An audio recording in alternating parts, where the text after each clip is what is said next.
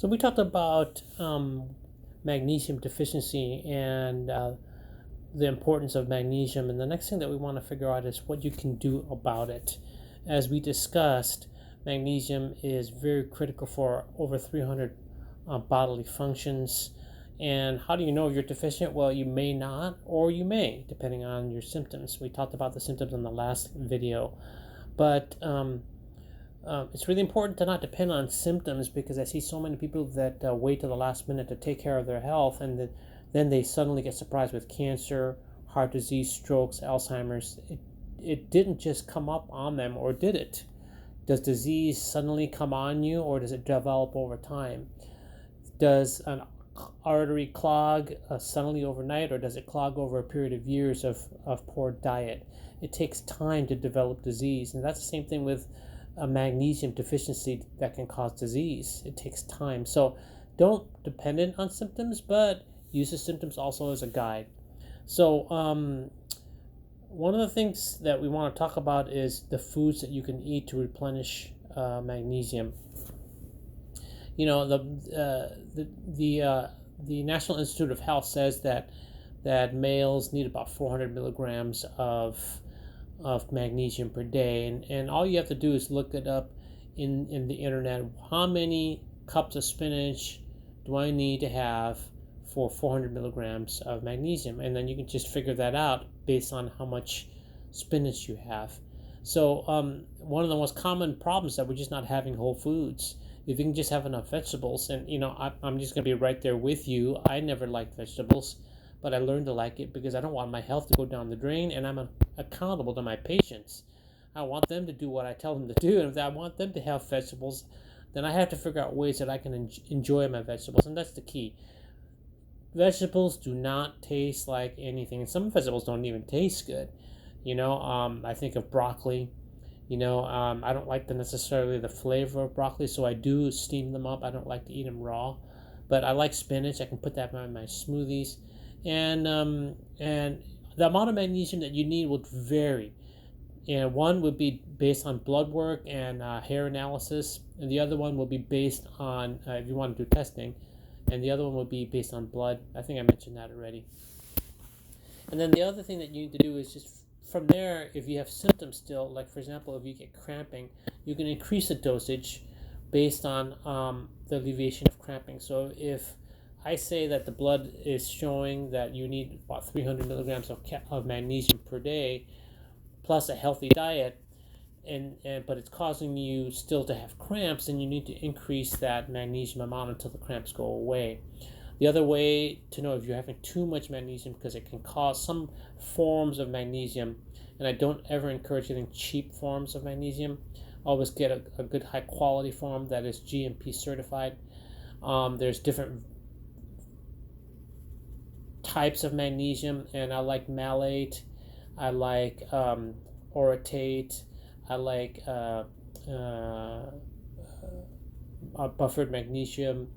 And so those types of magnesium are really good for you. Buffered chelate is good. I was trying to think of the name and I couldn't think of it, but it's magnesium buffered chelate. That's a good one. And so you can start with the dosages, like at 400 milligrams a day. And if you have a good diet, you probably will not need as much. But now if you start to have symptoms, if you don't have any testing, like blood or urine or hair, then you'll have to kind of base it on how you feel, because you don't have any other way of doing it. It's not the preferred way, but it's better than nothing. So use the symptoms of cramping. That is one way to figure out whether you're deficient in magnesium. And then if you're taking too much, use it based on bowel tolerance. So you have to kind of balance it out based on that. So if you're having too much magnesium, it can actually cause you to have your colon relax too much, and boom, you've got diarrhea. So you want to lessen the dose to maybe instead of 400, you're going to go to 300 milligrams, and see how that is. And then if the cramps are still gone, then and there's no diarrhea, just stick with the 300 milligrams.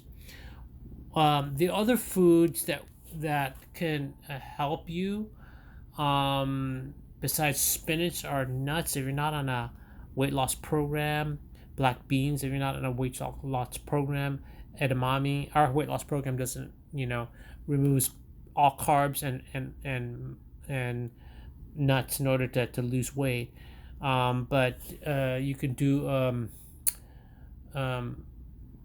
basically spinach. Now if you're on a keto diet, which is not, it is another way to lose weight.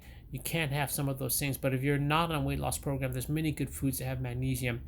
And by the way, if you are on a ketogenic weight loss program, you're going to be flushing out magnesium, so you're going to need extra magnesium. So more than 400 milligrams a day. So that varies again. But here are the other foods: edamame, peanut butter, whole wheat bread. Make sure it doesn't say the word flour on there. It's got to be whole wheat, and make sure you're not gluten sensitive. Avocados is one of my favorite foods because it has healthy fats and has a lot of healthy nutrition, including magnesium. Potatoes in moderation, obviously, when you're not losing weight. Rice in moderation. Yogurt in moderation. Those are the top foods. Broccoli and carrots, beef, raisins. Look it up online and you'll see that there's many sources of magnesium out there, and you want to have a variety of foods. It's not just about magnesium, guys. The other thing, that if you start having these foods, there's a thing called phytic acid. And what is that? Phytic acid is a nutrient. It's an anti-nutrient that's in some of these foods that binds magnesium in the foods. So the food that you eat, okay, has magnesium, but it also has phytic acid. And so what it does is it binds to phytic acid and doesn't allow magnesium to be absorbed into the body. Okay, so it wants to go from the digestive tract into the body to your muscle, to every part of your body, to your brain. Every organ wants magnesium, but phytic acid tends to bind them. And so what you do is you can soak and sprout or ferment and cook your plant foods. And so basically, if it's a nut, you can soak and sprout it, and you can ferment your foods, and you can cook them. That kind of breaks on the phytic acid. You can eat vitamin C rich foods, okay, that in foods that have phytic acid. You can use vinegar. I like using apple cider vinegar in salad dressing. That helps to break it down as well. It helps to enhance mineral absorption as well. So that's phytic acid. I'll talk to you on the next video. This is Dr. Paul, the Body Intelligence Center.